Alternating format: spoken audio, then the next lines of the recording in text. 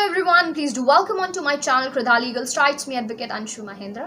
Well, GST beginners guide में आज की कंकैटिनेशन है कॉन्स्टिट्यूशनल वैलिडिटी ऑफ GST। जैसे कि प्रीवियस सेशन में मैंने आपको एक बताया था कि एक स्पेसिफिक आर्टिकल है जहाँ पे आपसे ये बोला गया था कि कोई भी टैक्सेस, कोई भी ड्यूटी, कोई भी सेस लेवी नहीं करेगा until and unless the constitution gives it's right. ठीक, इसका मतलब ये उठता है कि भारतीय संविधान में भी इसकी प्राथमिकता मिली होगी, तभी जीएसटी इंप्लीमेंट हुआ। तो ऐसा कौन से आर्टिकल के अंदर इंप्लीमेंटेशन हुआ है? Article 246A gives the right to make laws with respects to GST. बहुत एक्सक्लूसिव आर्टिकल था ये।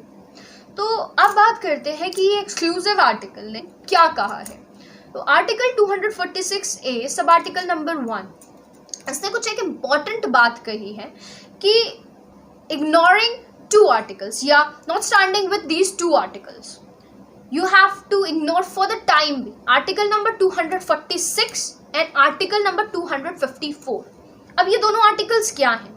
आर्टिकल 246 शायद आपको याद होगा, हमने constitutional validation of all taxes in India को पढ़ा था, जिसमें सेंट्रल गवर्नमेंट की अपनी पावर्स थी, स्टेट गवर्नमेंट की अपनी लिस्ट थी, अपनी पावर्स थी, एंड कॉन्करेंट लिस्ट के बारे में जाना था जहाँ पे सबकी अलग अलग पावर्स थी, स्पेसिफाइड थी।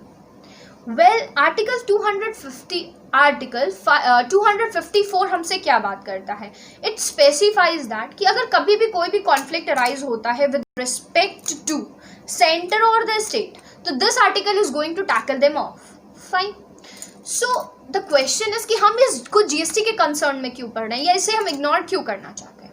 सो द थिंग इज कि in this GST proforma it is being found that कि there is no division of powers. Powers का कोई डिविजन ही नहीं है between the central and state. जब पावर्स का डिविजन नहीं है तो there is no chance for any sort of conflicts to be arise, right? तो कॉन्फ्लिक्ट्स भी नहीं अराइज होंगे। सो आर्टिकल 246 एक कहना क्या चाहता है कि अगर कोई भी रूल्स, रेगुलेशंस, फॉर्मेशन या ट्रेड एंड कॉमर्स होता है तो in that case the parliament and the state legislature both has the powers to make rules, regulations and norms. कोई भी कॉन्फ्लिक्ट्स अराइज होने का चांस ही पैदा नहीं होता। ठीक है, अगर कभी भी इंटरस्टेट ट्रेड एंड कॉमर्स होता है, if in case there is any sort of interstate trade and commerce होता है, गुड्स एंड सर्विसेज का सप्लाई होती है, तो in that case CST will apply. ये बात तो हमने एक आर्टिकल में भी पढ़ी थी, आर्टिकल 269A, कि अगर कभी भी कोई भी इंटरस्टेट ट्रेड एंड कॉमर्स होगा तो CST, central goods and service tax, apply करेगा, लेवी करेगा। तो ये बात हम स्पेसिफिकली आपको समझाएंगे एक इंडियन टैक्स स्ट्रक्चर के थ्रू। इंडिया में दो तरीके का टैक्स सिस्टम चलता है, डुअल टैक्स स्ट्रक्चर है। Well, direct and indirect tax is fine. Direct tax में complete leviation is of the central government. Indirect tax की अगर हम बात करते हैं, सेंट्रल एंड स्टेट दो मेजर डिविजन्स हैं। सेंट्रल की अपनी पावर्स हैं, स्टेट की अपनी पावर्स हैं। वेल, अगर हम जीएसटी के कंसर्न में देखें तो GST is goods and service tax, जिसमें खुद के 4 कॉम्पोजिशंस हैं। इनडायरेक्ट टैक्स है, 4 कॉम्पोजिशंस कौन से हैं? CGST, central goods and service tax. State के हैं SGST, state goods and service tax. IGST, integrated goods and service tax. And fourth is UTGST, that is union territories goods and service tax. मतलब अगर union territory के case में अगर कोई भी implementation होता है, ट्रेड एंड कॉमर्स होता है, तो यूटीजीएसटी अप्लाई होगा। स्टेट के केस में हो रहा है तो एसजीएसटी लगेगा। आईजीएसटी कब लगता है?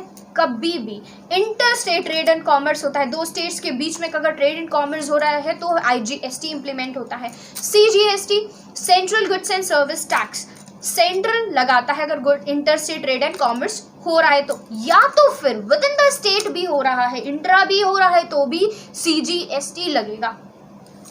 फॉर एन एग्जाम्पल, अगर मैं आपको कंडीशंस के थ्रू इसकी वैलिडेशन बताऊँ, कॉन्स्टिट्यूशनल वैलिडेशन ऑफ जीएसटी बताऊँ कि कहाँ कहाँ पे इम्प्लीमेंट हो रहा है, तो you will get a clear idea, a clear identification. Example और condition number 1, for an example, अगर बायर एंड सेलर दोनों एक ही स्टेट में है, if buyer is in UP, ठीक है, and seller is also following in UP, तो दोनों ही केस में आप 2 टैक्सेस दोगे। पहला सीजीएसटी आप पे करोगे एंड दूसरा एसजीएसटी आप पे करोगे। फाइन। सेकेंड केस इज कि if buyer and a seller, दोनों के सिचुएशंस अलग हैं। Buyer is in UP and seller is in Rajasthan, अगर बायर यूपी में है और सेलर राजस्थान में है तो in that case IGST will apply. Why so? Because there is the relation between or trade and commerce between the two state. Fine. अगर situation number 3 specify की जाए, अगर बायर एंड सेलर मान लीजिए सेम स्टेट के same union territory के अंदर fall होते हैं, union territory for an example Chandigarh, ठीक, चंडीगढ़ के अंदर अगर आपके सेम यूनियन टेरिटरीज के अंदर फॉल होते हैं तो इन दैट केस क्या पड़ेगा, आपका CGST भी लगेगा प्लस UTGST भी लगेगा, CGST भी लगेगा एंड यस UTGST भी लगेगा.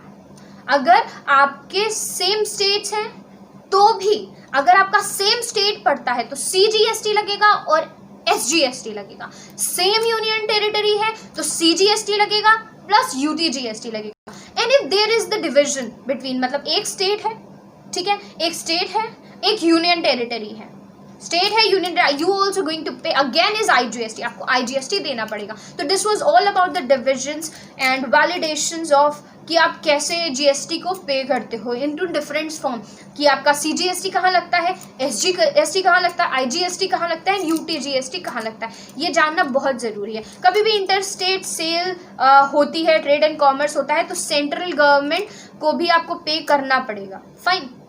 नाउ इम्पॉर्टेंट एक लास्ट कॉन्सेप्ट को मैं बताना चाहती हूँ, that is with regards to import and export. ठीक है, इम्पोर्ट का मतलब आप जानते होंगे कि आप बाहर से अगर कोई भी गुड्स एंड सर्विसेज मंगाते हो, that is from an abroad, ठीक है, इम्पोर्टिंग, आप किसी दूसरी कंट्री से इम्पोर्ट कर रहे हो, तो इस केस में आप IGST पे करोगे.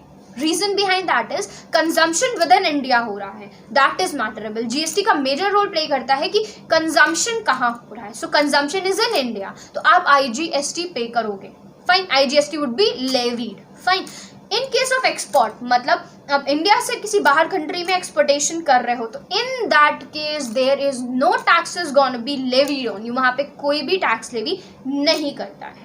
So this was all about the constitutional validation of GST, जिसने आपको सब कुछ बताया कि किस आर्टिकल के अंदर आपको वैलिडेशन प्रोवाइड हुआ है, वो आर्टिकल क्या कहता है, वेरियस टाइप्स या कॉम्पोजिशन ऑफ GST क्या है, SGST, CGST, IGST and UTGST. Clear? Fine. This was all about the today's session. Next session में हम बात करेंगे किसी और टॉपिक पे जो कि बहुत इंपॉर्टेंट होगा GST से रिलेट करते हुए. Till then keep learn and keep updated. Please do subscribe my channel Kridha Legal Star. This is going to be very productive. Please do like it and as well as comment it. I'm waiting for your comments जिससे हमें ये पता चल सके कि how you feeling like, आपको क्या चीज़ें समझ में आ रही हैं. In best form, how can I work more and more for you? So stay connected. Till then, thank you so much.